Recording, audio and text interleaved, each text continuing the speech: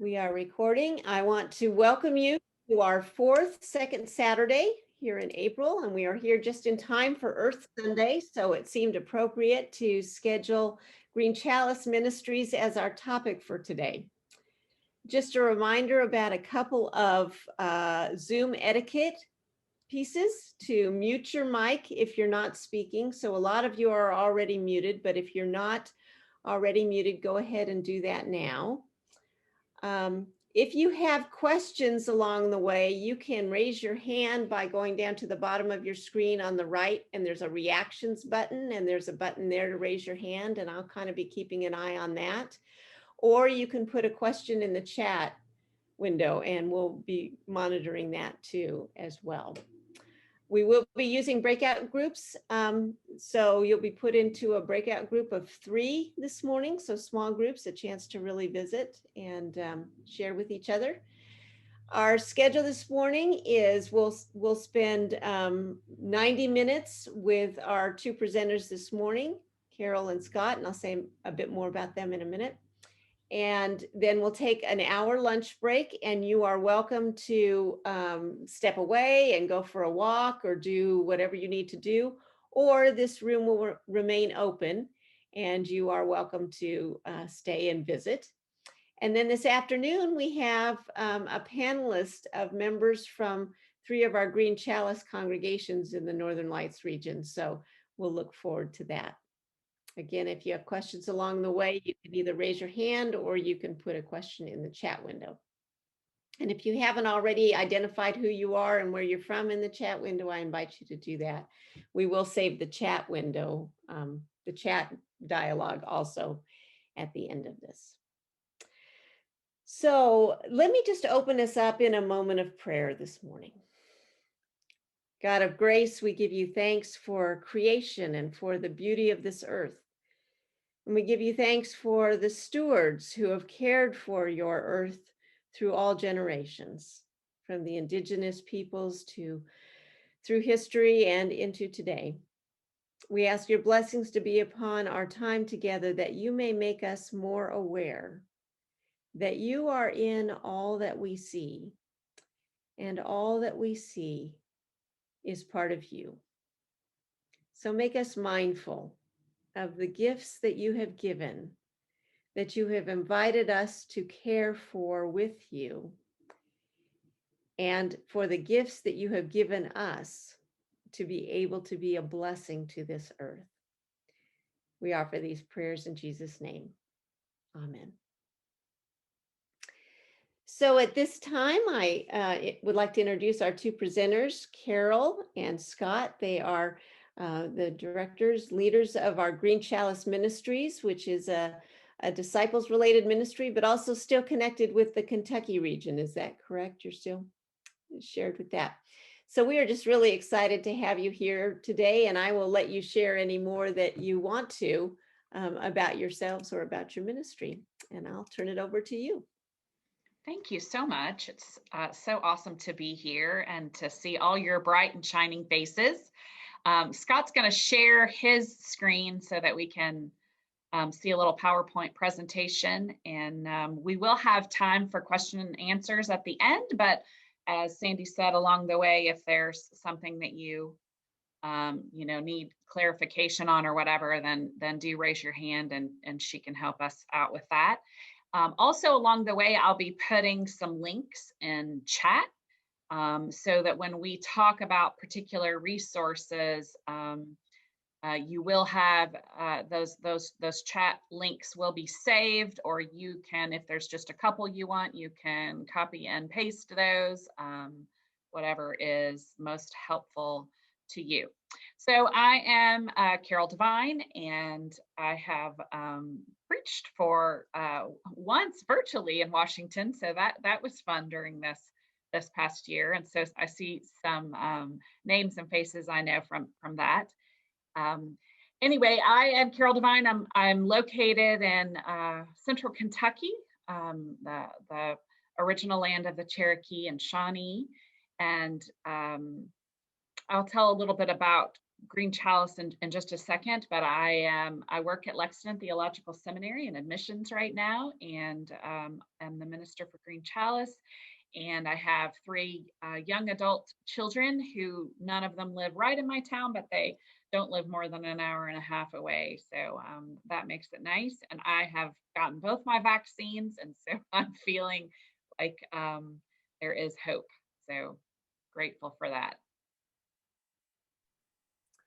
And I'm Scott Hardinieri, and I'm in Asheville, North Carolina, and I'm the associate pastor with Green Chalice, and also work with the Creation Care Alliance of Western North Carolina, where we work as an interfaith group working on sustainability in the western part of our state. And I'm just transitioning this month into a new role out of that role to work with Bethany Fellowship. And some of you, your congregations may know of the Bethany Fellowship, and we are expanding the ministry of working with clergy to include congregations as well. And so I'm excited to be a part of that and to continue to work with Carol on Green Chalice work and to support your ministries in that. I've done church camp with my partner Becca in Washington area, and grateful for that. I think both camps, I think there was one half of Washington that was served by one camp and one half served by another, and we did both of those connected to the Disciple Seminary Foundation. Was excited for that summer. And then we both Becca and I took our honeymoon in Alaska, and we went to First Christian in Anchorage, and have fond memories of that trip as well. So and when I went to San Francisco Theological Seminary, so we were closer to the Northwest than I am now. But very grateful for your work and to spend a little time with you all today on this fabulous Saturday. Yeah. So just a little bit about Green Chalice. You can learn more at our website, greenchalice.org. But Green Chalice is started in Kentucky in 2007. It became a ministry for the whole denomination in 2011. It really came. Green Chalice was born honestly out of a class that I took at seminary at LTS, and when I was called to ministry, I didn't understand why God was calling me until I was in that class. That was the first eco-theology class that I ever took. It just was like lots of fireworks went off as the professor was talking, but also through the readings, I just found my voice and my passion for ministry. And so that is how it was born. But obviously, disciples have been doing this work officially since 1977, and really all the way back. This has been an important part. Care for creation, honoring creation, knowing God through creation is in our DNA and is not something that is at all new. And there's many groups of people who have been doing this work for a long time, and we give thanks for that. But our goal, I wanted to kind of start by saying that we're going to give lots of information, and we really want every individual and every congregation to jump in wherever they are, wherever you are, and Scott's going to talk more about that. But I do want to just name that carbon neutrality by the year 2030 is our goal. It is what we hope the denomination and all congregations and individuals will move toward in order to literally save the ability to live on this planet. So I want to just name that as our ultimate goal, and we will be talking about so many different ways to start moving towards that. But the first is, if your congregation or a congregation that you know is not already a Green Chalice congregation, it's just 3 things that you have to do to become one, and that is to have an active creation care team, green team, whatever you want to call it, that team and or congregation signs the Green Chalice covenant, or we have had several congregations that have created their own covenant, and that's awesome too. Our covenant is found at greenchalice.org. if you would like to sign it. And then to make any 3 changes that help your congregation walk more gently on the earth is all it takes. And then you just send me an email with that information. We add you to our incredible list of Green Chalice congregations and ministries. You get a nice certificate in the mail, and then we continue to encourage you to move forward. I also would just lift up, if you don't already receive the Green Chalice News Monthly, if you go to greenchalice.org, you can sign up to receive our newsletter. And then also, I'm going to be dropping in the chat. Scott and I have worked and created. There are many options for Earth Day. Earth Sunday is coming up. There are many options for that, lots of resources. But Scott and I did one on food and faith. And so if that is something that interests you, you can find it, sign up for that resource through. I'll put the link in the chat so that you have that. And so then Scott's going to lead us through a little awe practice.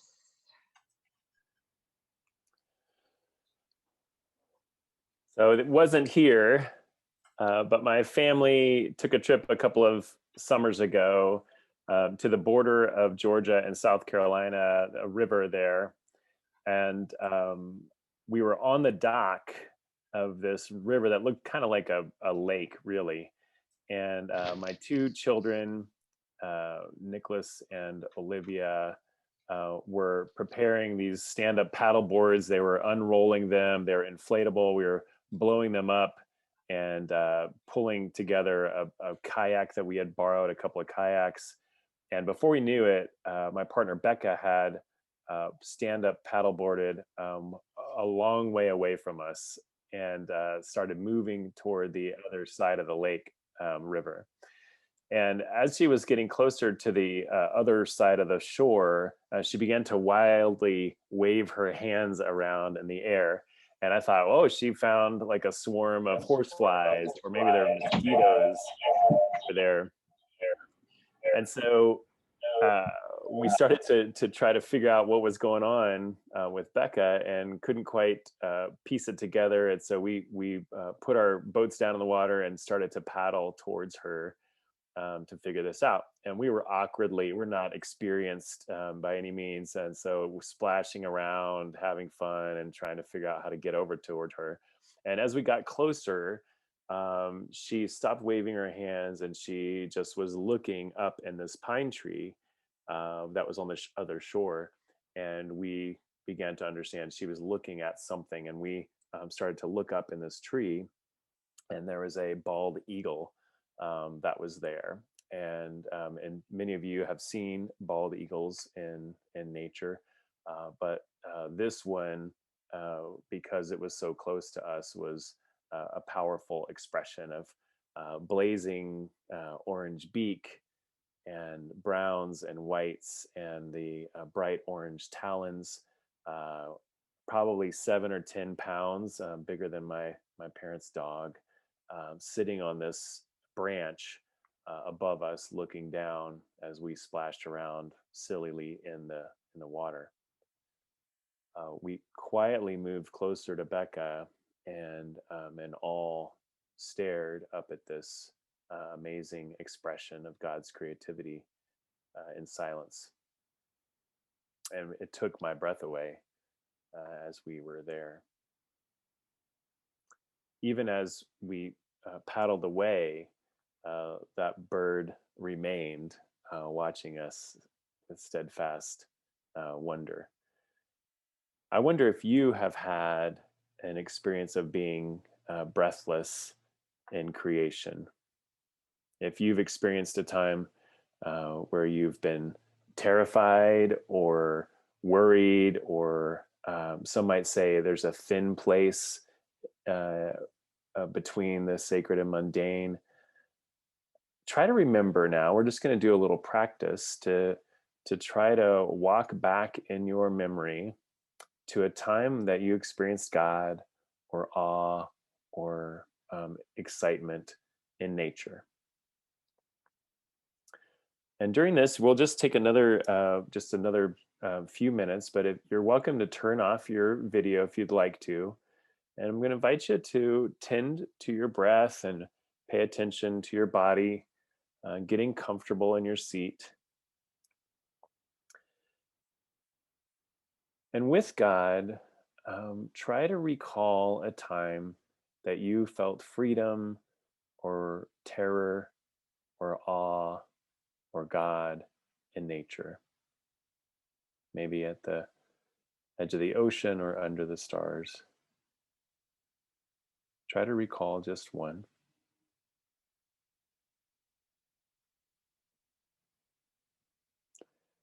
As you're remembering that, I wonder if you can remember if you were by yourself or if you were with others.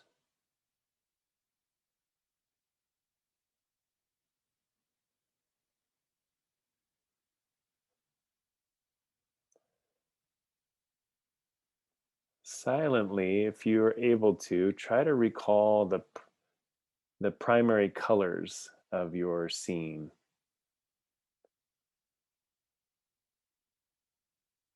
Was it light or dark outside?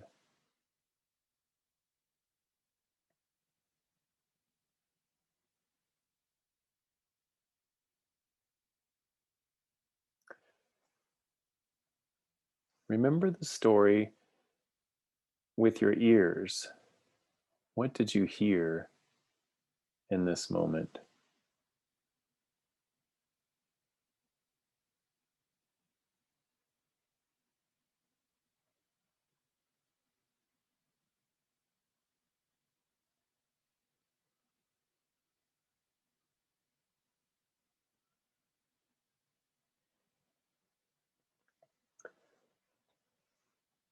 Remember, if you're able, um, what it smelled like in this time.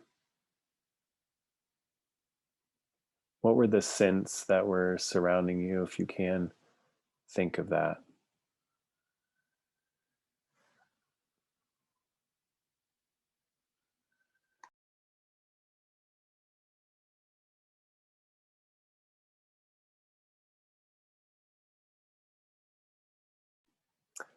What was the temperature like?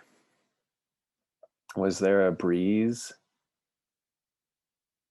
What did you notice about how your body felt in the midst of this moment?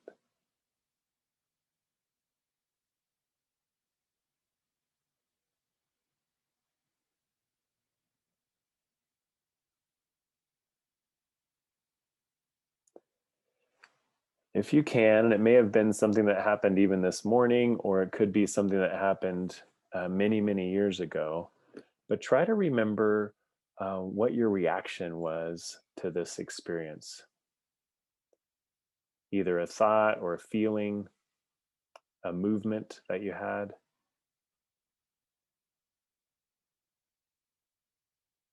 And in your own way, as you're continuing to fill out this moment, I invite you to silently thank God for a glimpse of awe. And when you're ready, I invite you to return your attention back to the rectangles that are our community this morning and turn back on your video.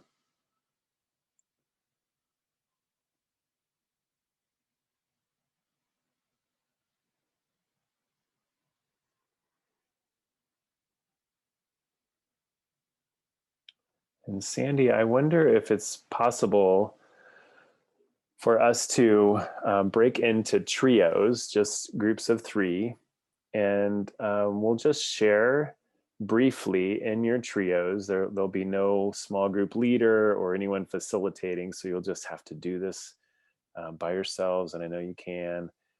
Just share, if you will, a glimpse of your story. And you may not have had any. You might have fallen asleep. You know, there's a whole lot of things that it could have happened. So you could have just said, if you just wanted to share your name, and I didn't understand what we were doing, or I needed to go to the bathroom, or I did, you know, whatever it was is fine. Or you may have had an experience and you want to share just briefly some of the main characters in your story, and some of your reactions.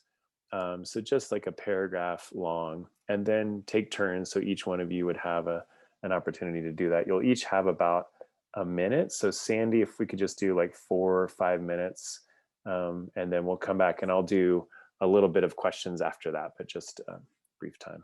Thank you. Okay. A lot of other great information to share, but I wonder if you're comfortable in the chat box, if you haven't tried that out yet, sharing what the prevailing, either what, I guess, what was it like to remember that story? So just like a word or two, like what was it like to share that story, or prevailing kind of like emotion or experience? And then also, what was it like to hear the stories from your friends from the body of Christ? What was that like to hear the story? So the first one, and actually, let's do it this way. Sorry, so don't chat yet. Why don't you share a main character from your story? So like a dolphin, a star, ocean, and then that reaction, either reaction to what you shared, and so then we get a little bit of a flavor of what you guys are doing. And we'll just take a minute to do this, and I'll read some of those out. Everyone's experiences were from years ago. Self was a character, and terror in an earthquake. Geological formation called the wave. Experiences involve the sky. A young hawk with a fish, and there's admiration. Sea turtles and total joy. The Isaac River and Bowron Lakes, powerful water. Winter storm crashing on the Oregon coast. Raven, heart was warmed once again. Eagles and bears, heartwarming, thrilling. Dogs, gratitude. Stars, awe and connection. Cosmos, feeling the spiritual sense of rest. Mr. and Mrs. E, delight in their song. Continuing an amazing sequoia tree recently. Feeling small while looking at the stars. Hot springs, northern lights, and joy. Mount Rainier, summiting and seeing the mountains and scenery for miles and miles.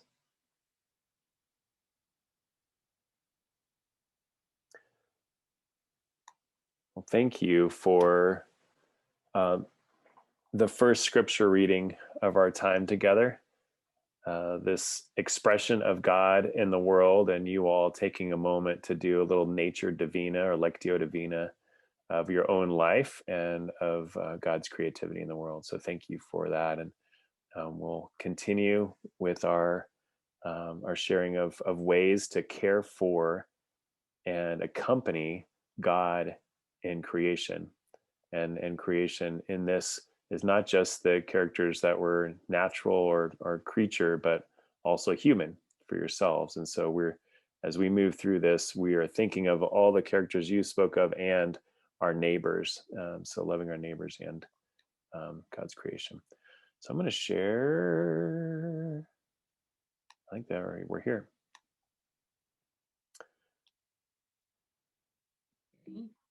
And Carol's up. Yes, and so I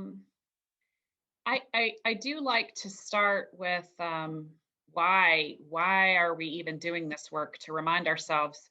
To be honest, I recently had somebody contact me in social media and ask, because the scientists say that things are so dire, why should we continue to do this work? Like, what difference does it make? So I always want to start with why should we care? And so the first one is Holy Scriptures. We can see out of the Hebrew Scriptures that there are many Hebrew Scriptures that are concerned with the environment, that call us to care for creation, that remind us that everything that God created and all that we experience is is imbued with God's Spirit. One of my favorites recently, they're all amazing scriptures, but one that's really been speaking to me a lot lately is Ecclesiastes 3:19. Surely the fate of human beings is like that of the animals. The same fate awaits them both. As one dies, so dies the other. All have the same breath. Humans have no advantage over animals. We know that that word ruach that we read in the Old Testament in the Hebrew scriptures, that is translated as wind or spirit, but also breath, is that God's Spirit went out, God's breath went out, and all of us share in that same breath. So as we see the dying of species, and in some places, including North Carolina, where Scott is, birds are literally dropping out of the sky.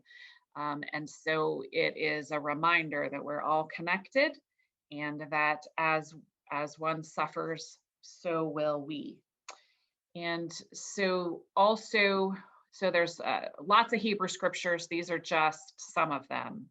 There's also New Testament scriptures that call us to care for God's creation. And the one that I want to highlight is just like the Jewish leader who asked Jesus, "Who is my neighbor?" We continue to figure out, and struggle with, and name our neighbors. People that we would identify as enemies are our neighbors. People that we don't know are our neighbors, but also creatures, trees, and all of creation can be seen and defined as our neighbor. And if we struggle with that, and some people really struggle for critters or trees to be neighbors. So if we struggle with that, then we could at least say that without creation, none of our neighbors can live. So with the soil and the air and the water being life, essential for life, and life itself, we are called to care for our neighbors, all of them, those that we know and those that we don't. So why do we care? Why are we called to care about this? Because our holy scriptures tell us, as Scott named, the very first scripture is our experience in creation, and where we often have the most powerful experiences of God. So those are why we are called to do this, but also because we are not we are not waiting for the climate to change. We are already experiencing the climate crisis. The climate is and has changed and will continue to change. And as the climate warms, as the temperatures warm globally, that impacts our weather. And so we have these weather events that all of us have seen. You all out west experience the fires, but also flooding. There's been a lot of flooding around here, and specifically in Nashville, which is just south of where I am. And so we know that that not only are we already experiencing climate change, the climate catastrophe, but that scientists tell us that this will only get worse throughout our lifetimes, so that we cannot ignore what is already happening, and we cannot ignore the suffering that is caused because of the climate disaster, and these weather events that are related to it. And so one of the things that we want to call our attention to, and this is its own presentation, to be honest, but I want to just lift it up, is that we are called to be preparing for these weather disasters. Week of Compassion has a whole wonderful program about disaster preparedness, and that I encourage you to go to Week of Compassion to learn more. There are guides and webinars that you can see, but here's just the top 10 things that Week of Compassion calls us to do as congregations in order to prepare for any kinds of disasters. And you can see there, posting the information at every phone, fire alarm, defibrillator, and make sure that there's a first aid kit, to sign up for the local emergency alerts, keeping a battery radio at the church, creating an evacuation and shelter in place signs, and to have drills at least with the church leadership. For multiple leaders of the church to know the location of emergency shutoff valves, I found as a pastor that it is really typical for maybe one or two people to know where those emergency shutoffs are, and others of us don't. So it's important that we all know, or lots of people know, that there are flashlights, that you check the batteries. This is an important one, that important documents are kept both digitally, but also hard copies on site at the church and off site at the church. If something were to happen, a fire, a flood, a tornado, whatever, it's really important that the most critical documents are kept safe. That you really look at your church's insurance information. If you haven't done an evaluation of the church insurance, it's really important that we do that every few years, and that we make sure that we are well covered. It's important, and Carol? most, yes.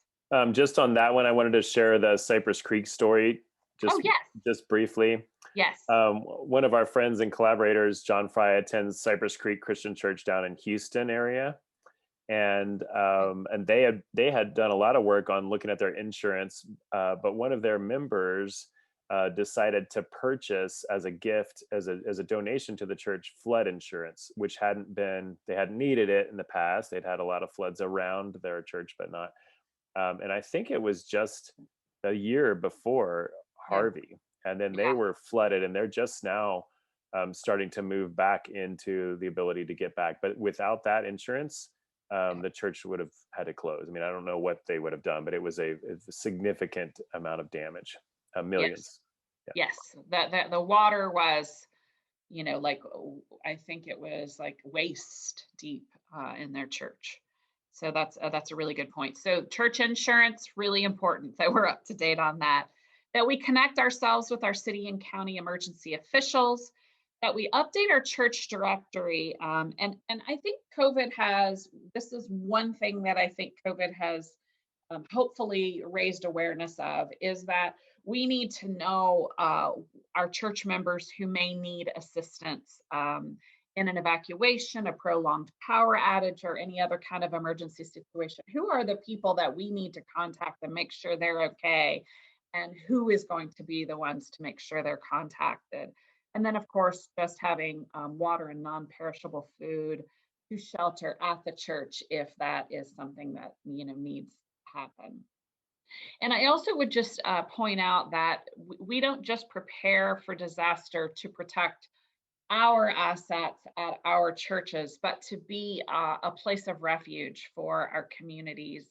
The church that I served for 8 years, we were in an emergency going to be the place that the across the street is still a nursing home. And if something happened with them, then they were going to be able to come to our church and to our gym to shelter. So we prepare so that, for us, for our congregation, but more importantly, so that we can be a safe haven in our community as well. So we care about climate change and are called to make changes because our holy scriptures call us to do that, right? Because we want all people, all God's children, to have these experiences of awe that we shared early on, because science is letting us know that things are already bad and they're going to get worse. And so we're called to address the suffering that is already happening and will continue to happen. But then also because I believe that people of faith are the best people to lead on climate, more important than even, the scientists bring us the information, and that's really important. our leaders, it's really important that they pay attention to this as well. But we understand how the earth is sacred and that we are called to care for God's creation. We understand that our lives should be different, should look different, feel different than others' lives, and that everything we do should reflect our faith and the one that we follow. We play well with others, especially as disciples. We love to partner with ecumenical partners, interfaith partners, and even those who consider themselves to have no faith.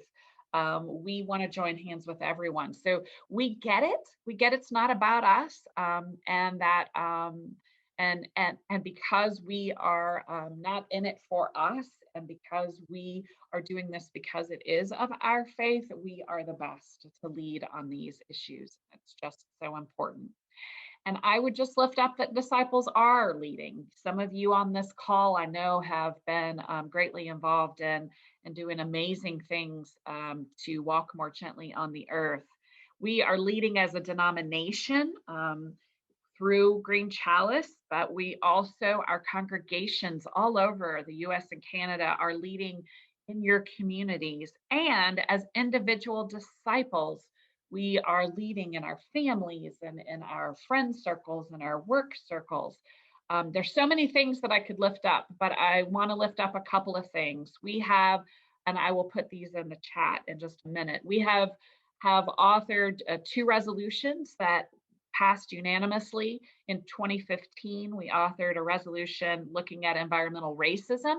And in 2017, one concerning carbon neutrality.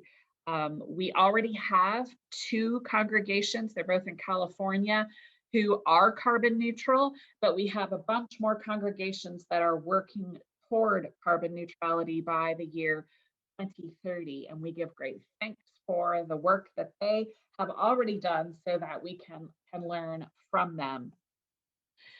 Again, I want to name that carbon neutrality by 2030 is our main goal. It is what we're always working towards. And just to redefine carbon neutrality, that just means that we try to eliminate our carbon emissions as much as possible. So pollution, if you will, from our energy use, from our travel, and from, our whole lifestyles. We try to lower those emissions as much as possible. And then we balance any remaining emissions with a carbon removal program, or carbon offsets is how we normally talk about those. So our goal is to lower our contribution to carbon, our emissions, our pollution as much as possible. And then we participate in carbon offset programs like tree planting programs. And we're going to talk about that a little more in a minute. And I wanted to just lift up a really great resource, and I'll again put this in the chat, but if you can, it's also on our greenchalice.org website, but it's at blessedtomorrow.org that you can find this resource in both English and Spanish. It's a moving forward guide, and this is a step-by-step program that moves congregations to carbon neutrality by 2030. And we're going to talk a little bit more about that a little later. But I wanted to move to us talking about, or learning a little bit about, one congregation that has made a commitment to going carbon neutral by 2030, and they are doing it by one step at a time. They are a small congregation in Midway Christian Church, and we invite you to just watch this video for just a minute about Midway.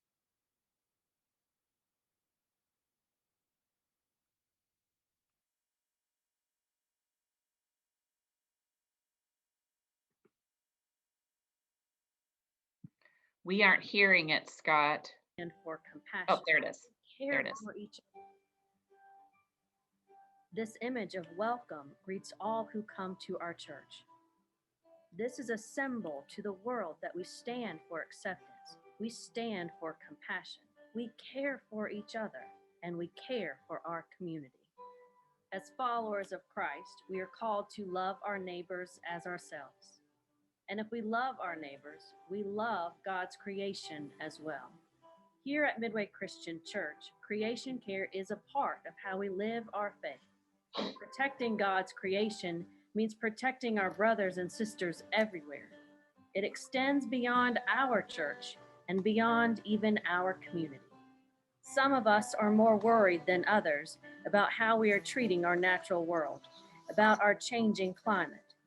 But we all know that we should walk more gently together on God's earth.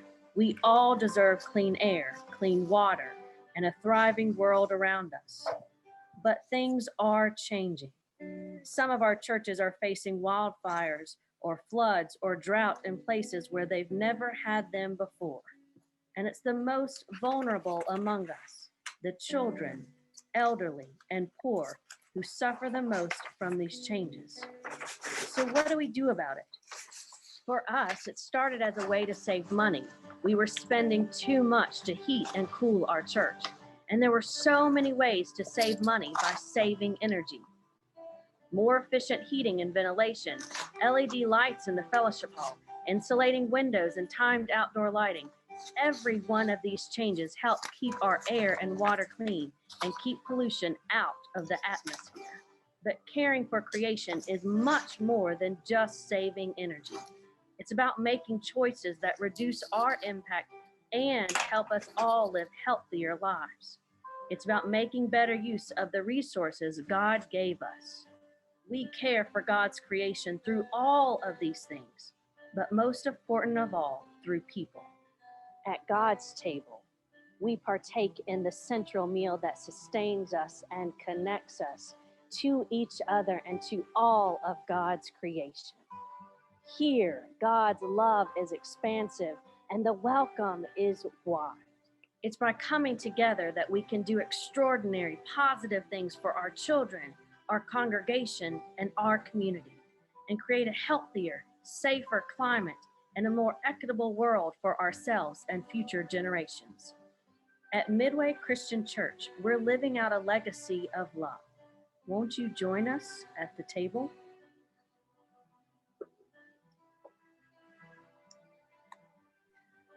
And so just as this one small congregation that is in a small town in Kentucky has just one thing at a time, as Heather, their pastor, explained, they just one thing at a time. They are now, if you visit Midway Christian Church, everywhere you look, you can see care for creation, and it is expressed in all that they do.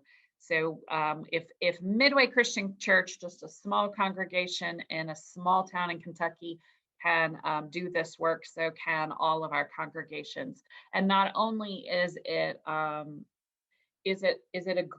important way to live out their faith, they have a lot of vitality and energy because of this work there. You can feel it in their spirit. So Scott is going to start guiding us through various things for us to think about as we imagine getting on the path like Midway has. Yes, and as you can imagine, the kinds of things that we've been talking about and the things that we will continue to talk about can be done by any organization. So adaptation, which is adapting to the changing climate and ecological destruction, mitigation, which is trying to slow down or extract carbon from the atmosphere or retain or keep carbon in the earth. That's mitigation. That's the government, your towns, Target and Walmart, the US military, all these organizations are doing this kind of work, and they have been doing this kind of work for quite some time. A climate scientist shared recently, or a few years ago, Gus Speth said, "I used to think that the top environmental problems were biodiversity loss, ecosystem collapse, and climate change. I thought that 30 years of good science could address these problems, but I was wrong. The top environmental problems are selfishness, greed, and apathy. And to deal with these, we need a cultural and spiritual transformation." and we scientists don't know how to do that. Who knows how to do cultural and spiritual transformation, if not the scientists? It's you. It's the church. At our best, we are called to be the yeast in our culture, to bring about a transformative resurrection in our culture and in our towns and in our communities, starting with our own lives. And so as we are exploring this, and Carol has shared it several times of why would the church want to do this? We believe that the world needs the church now more than ever. That we will not pull through this with just scientists, and scientists wouldn't pull through it with just pastors and clergy people and churches and lay leaders. Like, we all need to join this work. And so as we explore how you all, as congregation members and community members, communities of conscience, we recognize that you each have a particular way of being in the world. Your congregation, whether you're in an urban setting in Seattle or in a more rural congregation in a part of the state that has less people, you have a variety of gifts. You are not only individually, but as a community, a unique part of the body of Christ. And so part of our invitation, while we hold up that climate change is the greatest threat, we believe, and there's a lot within that, and that carbon neutrality is a primary way that we see the church being able to address that. We also recognize that there are a variety of gifts. And so, like, not everyone is going to be moving into electric vehicles for your church van or putting solar panels on in the next few minutes. So we recognize that might not even be an interest for you. And so part of our invitation is for you to listen with your congregation to how God is already working. What is God already up to in your community?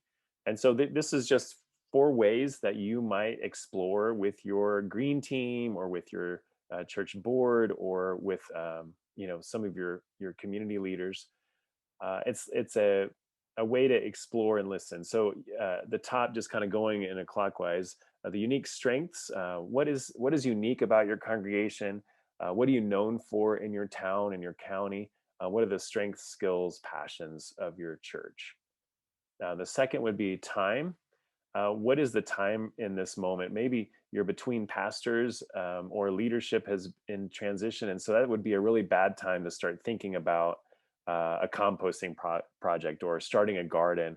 Or maybe it's the perfect time between pastors. So we don't have that roadblock there.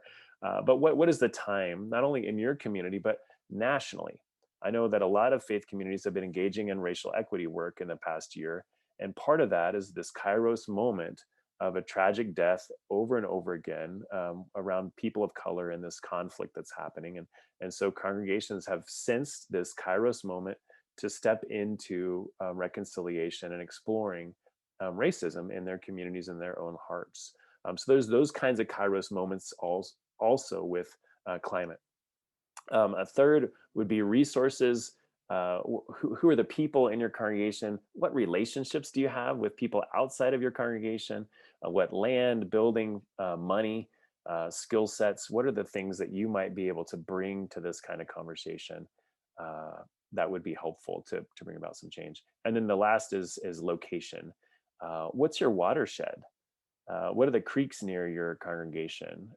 Who's your congressperson or your senator? Where do your participants come from when they come to a Zoom meeting? Are they close to your community? Or are they far away? So just thinking about your neighborhood, what are the needs that are there and the passions that are there? That's a step of the discernment piece. And then in the midst of that, what is yours to do and hold? Like for some, and Green Chalice, the Green Chalice Certification Project program allows congregations to look at a variety of ways. So what's your unique DNA? For some congregations, it's going to be children's ministries. Like they don't really care. They don't have the land or the use for a church garden. And when they know it takes a lot of energy to do that, but they love holding VBS with 2 other churches in town. And so then that congregation should start with, or might start with, teaching children about creation care and accompanying young people in the midst of that. It might be that your church choir or bell choir is an amazing expression of God's love in the world. And so maybe using music and the arts is a way for you to engage hearts and mind around this. So just really noticing, we have seen over and over again that starting with something that isn't a good fit sometimes will actually hurt the process. I was talking with a Presbyterian one time, and she was sharing about recycling and how she loves recycling, powerful expression of God's love for her. And she asked her church to do a recycling program. She has been working on it for a year. They have a blue recycling can. This is back pre-pandemic, and a brown trash can. After fellowship hour, she found herself moving cups from one to the other and plastic from one to the other. And she was angry every Sunday after driving home from church because her church didn't care. And she began to feel like they didn't care about other people, that they didn't care about creation, that they were kind of thwarting God's movement in the world. So she was considering leaving the church, and we were in conversation about what would that look like. And eventually it became clear to us that God probably wanted her to still remain in that community, and that maybe the church wasn't ready or interested in recycling. So she, I think, shifted gears to have a personal recycling program and then let go of the recycling program for the church. And they began to listen together about what might be a good first step. And so that's an invitation for you as you look at carbon neutrality. Project Drawdown does an incredible job. This is a book called Project Drawdown. It's 100 solutions to drawing down carbon from the atmosphere and keeping it home. So carbon is not our enemy. It's part of us. Like it's the building blocks of life. Climate is not our enemy, and so we're not fighting the climate. We're not fighting carbon. But we are asking carbon to stay home. Like we don't want to release it into the wild, up into the atmosphere. We want to keep carbon home. And these 80 solutions that you see on this chart here are ways to keep carbon home.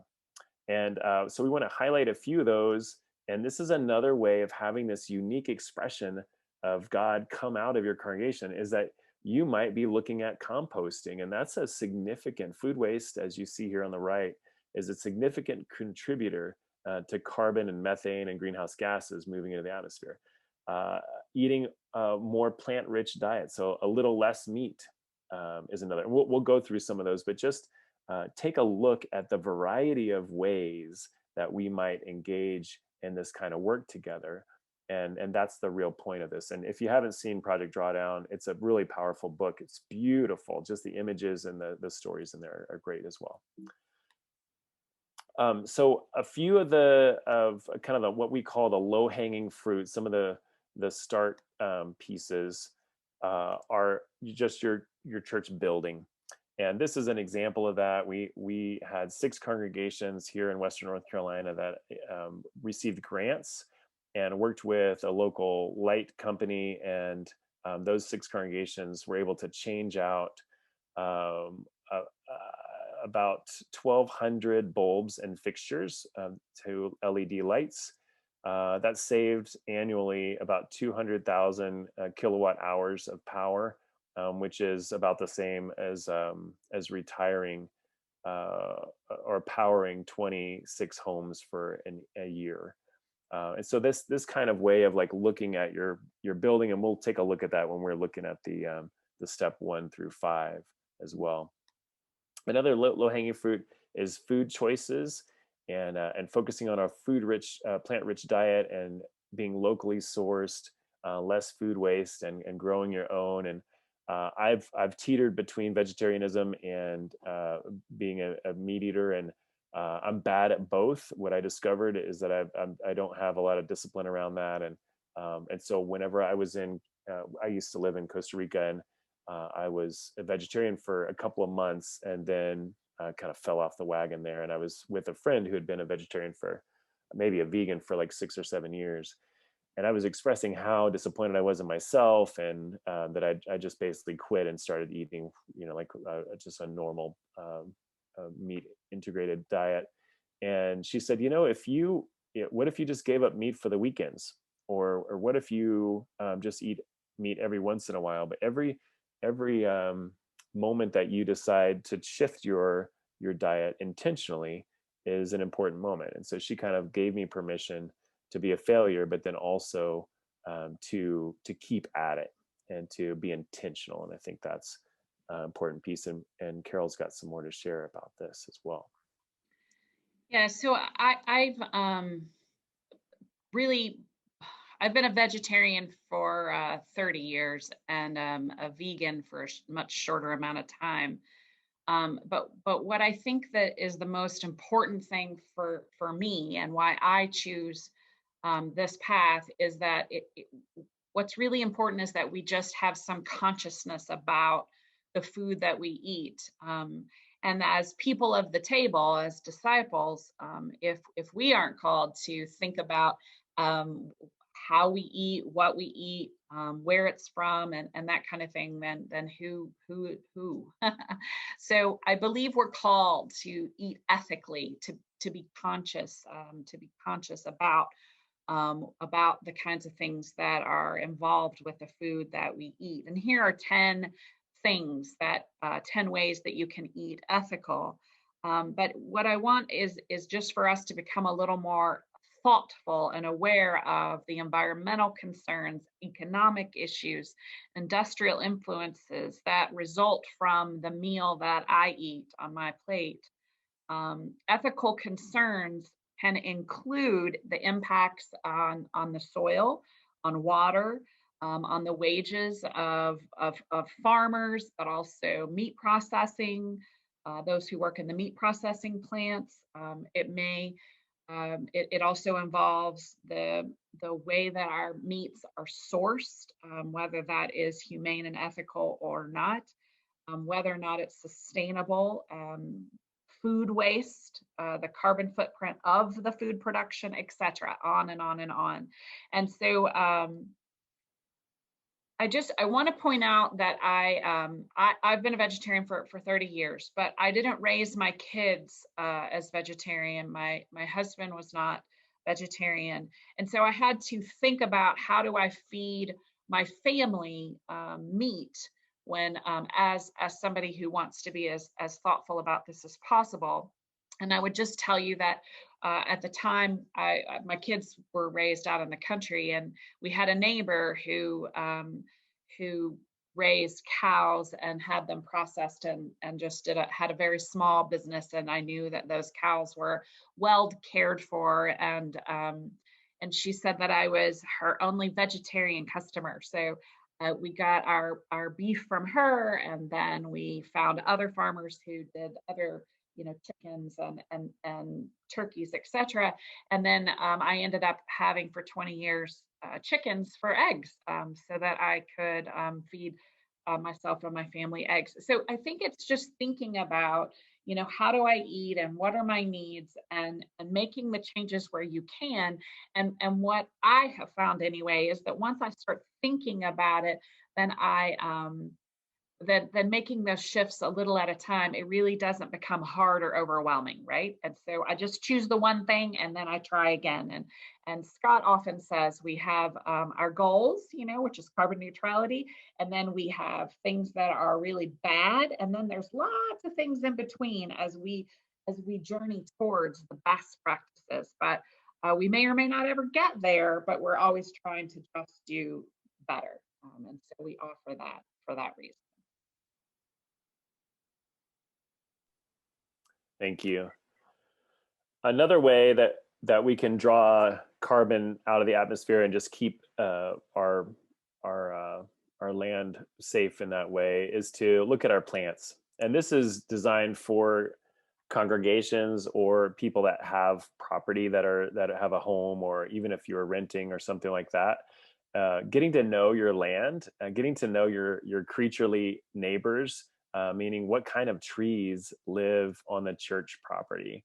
Does your congregation know the names of those trees?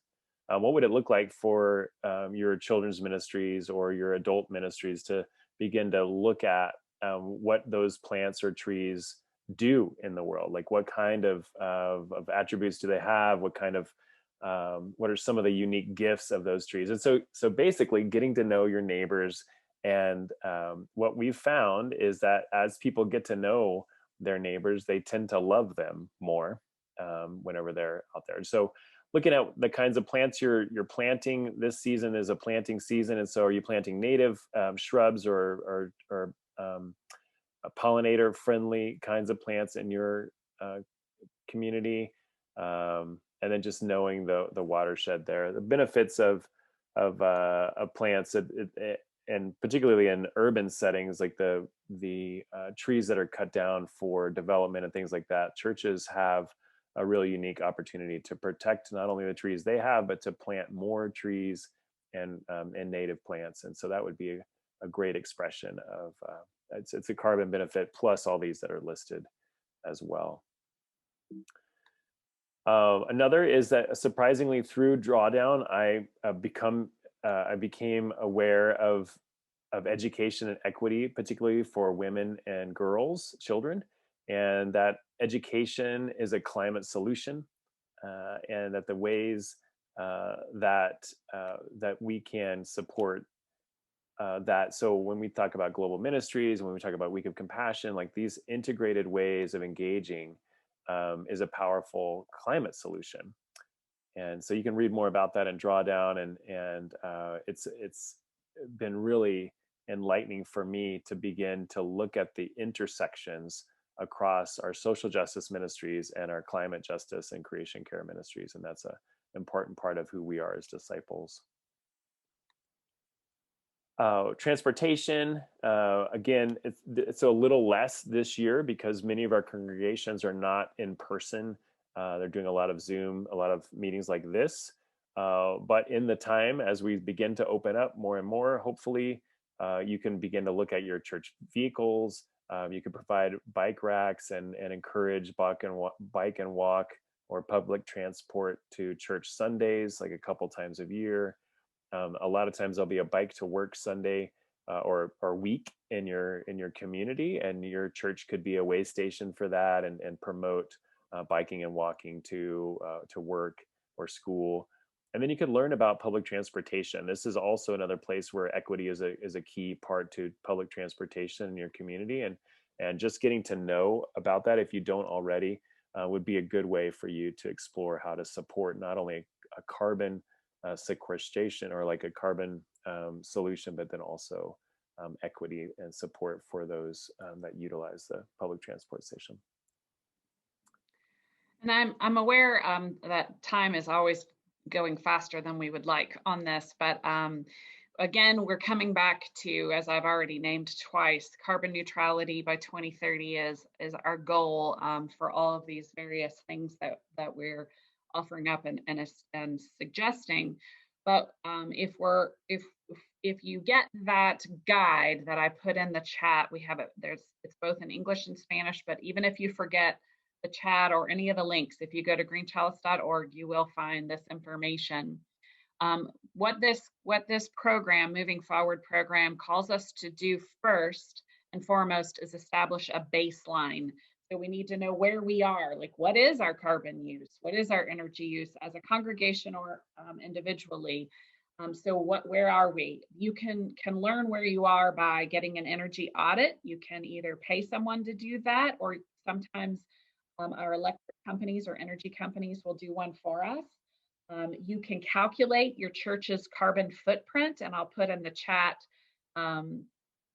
this calculator. Interfaith Power and Light used some disciples congregations as their test cases for creating a congregation calculator for carbon footprints.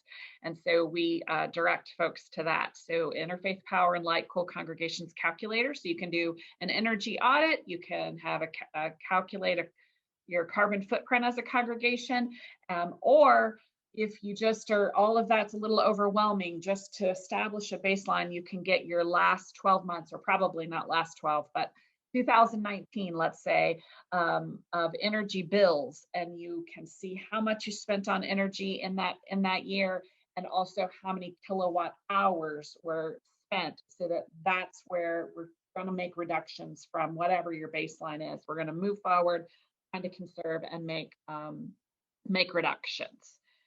So inside the moving forward guide are the step-by-step. There we go. Is the roadmap to 100% clean energy, and you can see the first step is that you get a baseline. Then you start doing conservation efforts that can be light bulbs, programmable thermostats.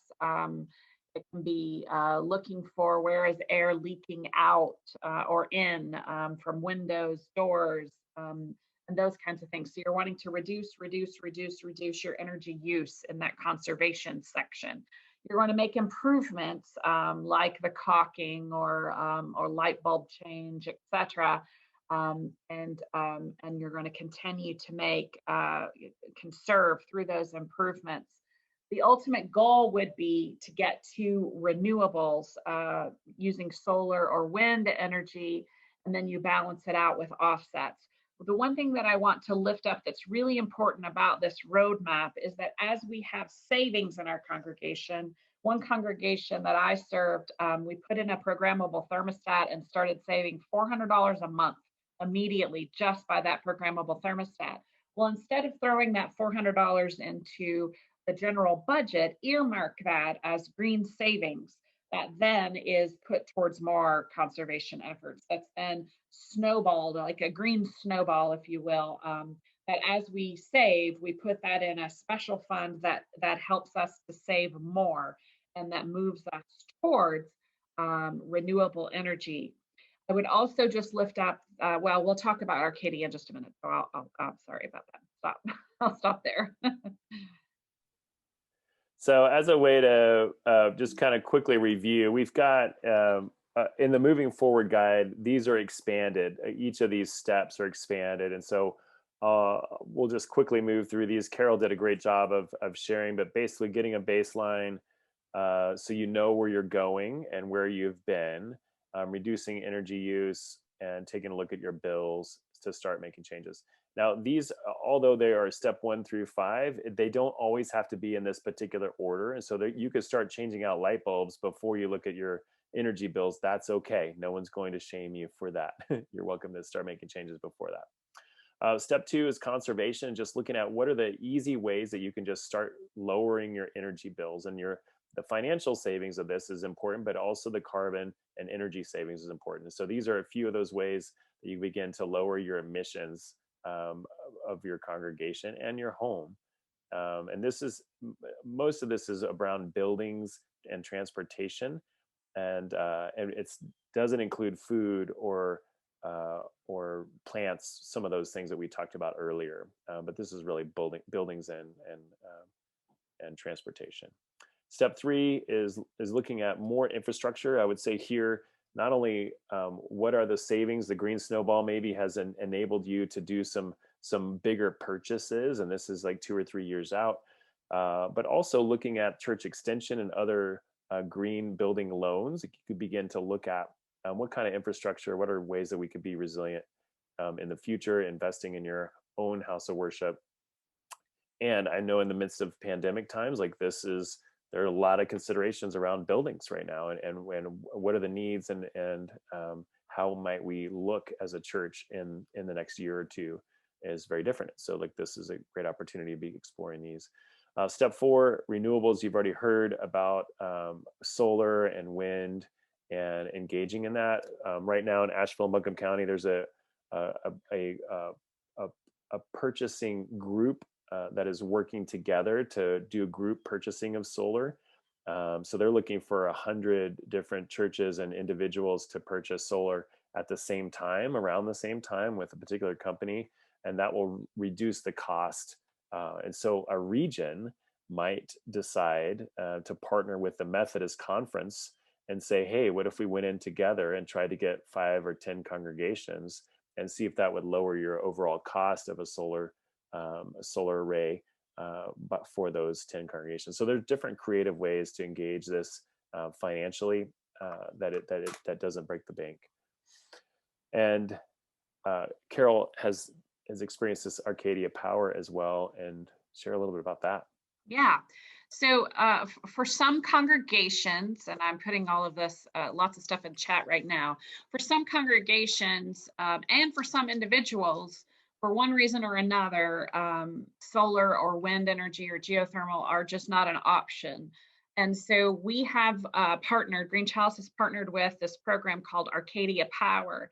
I have now used Arcadia Power personally for almost 3 years. And just love, love, love it. And basically, it's kind of like an offset.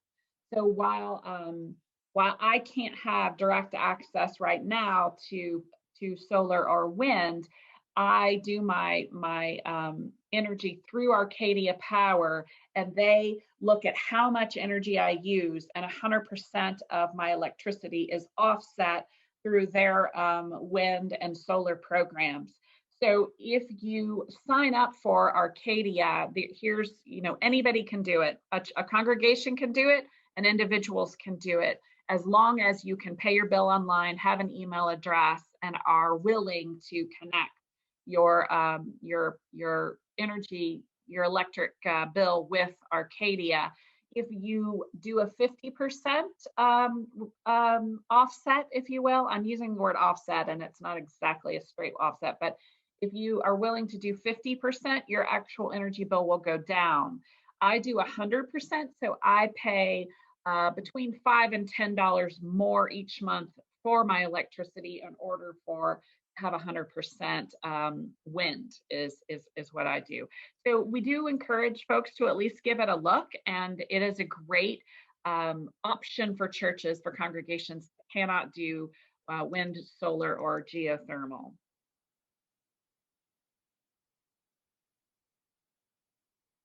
Also wanted to lift up, remembering as we're moving towards carbon neutrality, we're going to conserve and lower our energy use. We're going to do things to conserve even more. We have this green snowball moving forward, but at some point we're going to get to where we have done all we can and we're still not to that net zero place. And so at that point, we're going to need to invest in offsets or carbon sequestering programs. There are many programs out there, but Green Chalice has partnered with Blessed Tomorrow for their carbon offset program, because we know it is really good program. And that is a program that provides new cook stoves for families in Uganda. And by providing them these cook stoves, we are lessening the amount of carbon that's going into the atmosphere while also preserving the health of families there in Uganda. And that oftentimes supports women and children. Yes. And so those intersection points as well.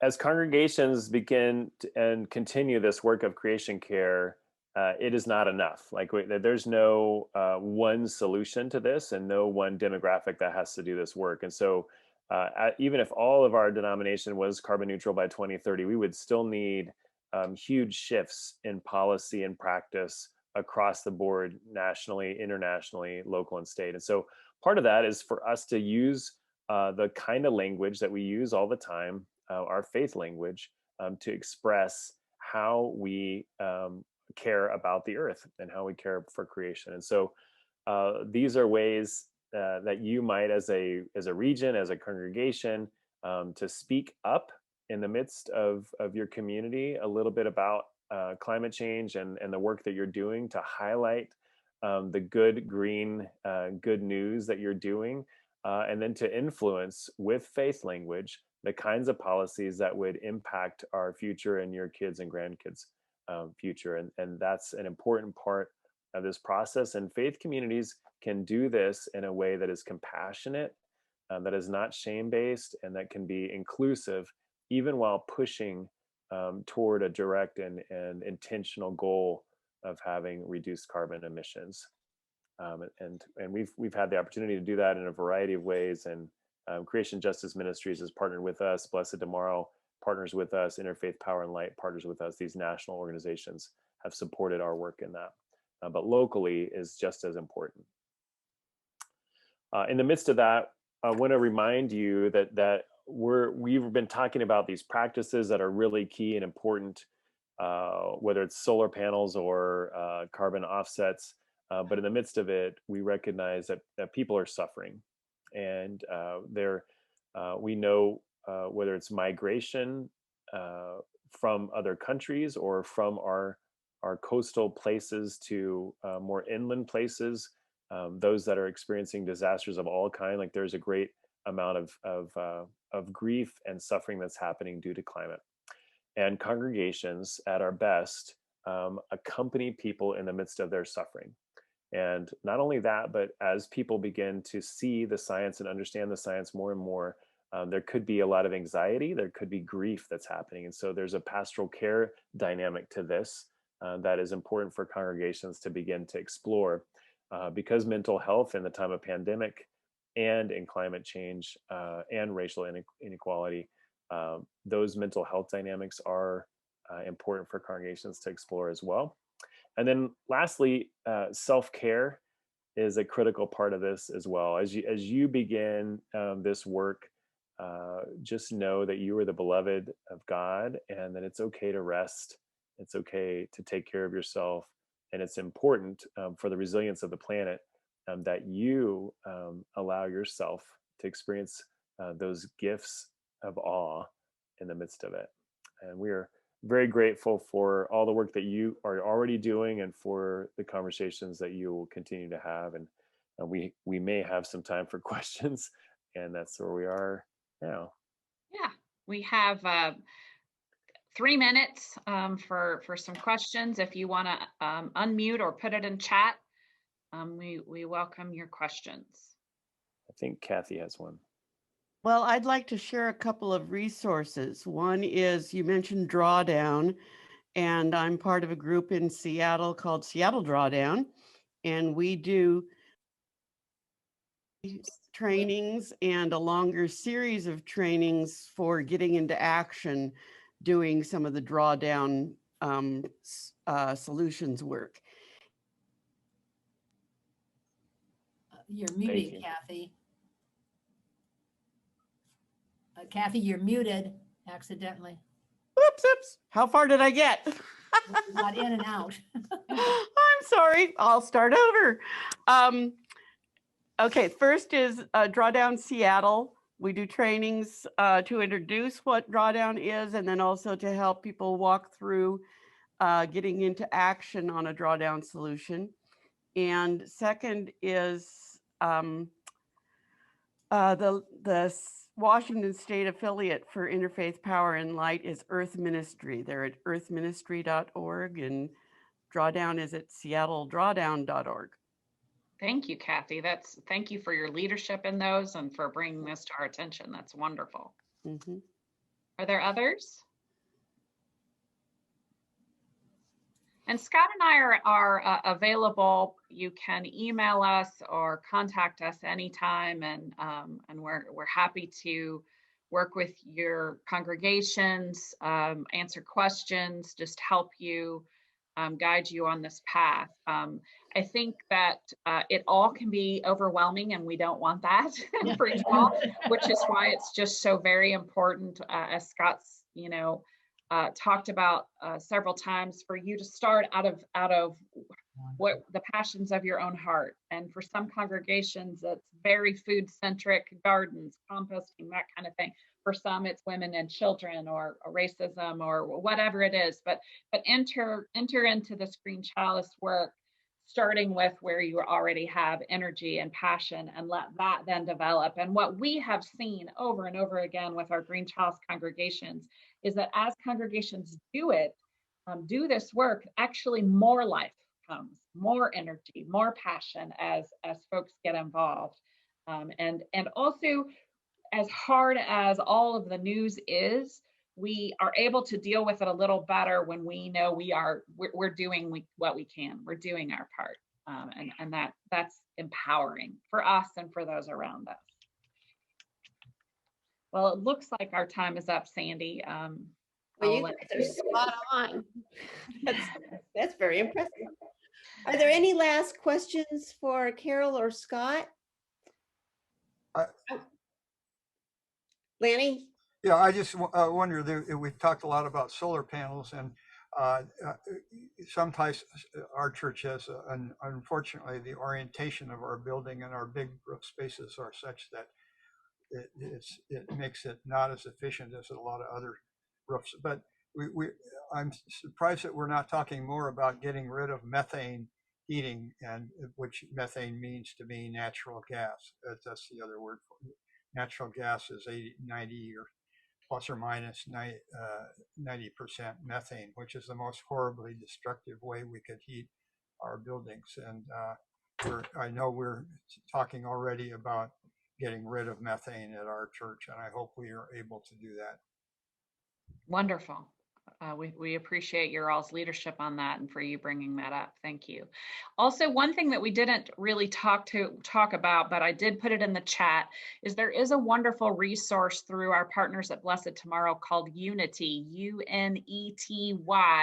It is in the chat. They are an organization that helps congregations locate folks who will do the best work in towards conservation. And they have vetted folks who will do the work, and they also will help you look for financing, the best situation for your financing for your congregation as you do this work. So as you maybe need to replace windows or get a new HVAC or a new whatever it may be, they're a wonderful partner, and we really encourage congregations to make use of them.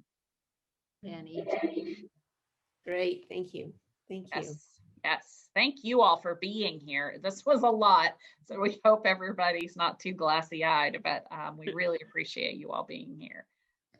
Well, we appreciate you, and thank you so much, Carol and Scott, for joining us. And we will be taking an hour break for you to do what you need to do and come back at 12:30 Pacific time so you can make the calculations. And we will hear from some of our Green Chalice congregations in the region. So thank you so much for this morning. Excellent. And I want to echo, I think Rosemary mentioned in the chat, that the permission to take small steps. You know, we can be overwhelmed with saving the world, but to think about what can I do in my own location is really helpful. So thank you so much. Yeah. Mm-hmm. You all. Thank you all. Thank you guys. This has been a gift. Yes, it has. Thank you.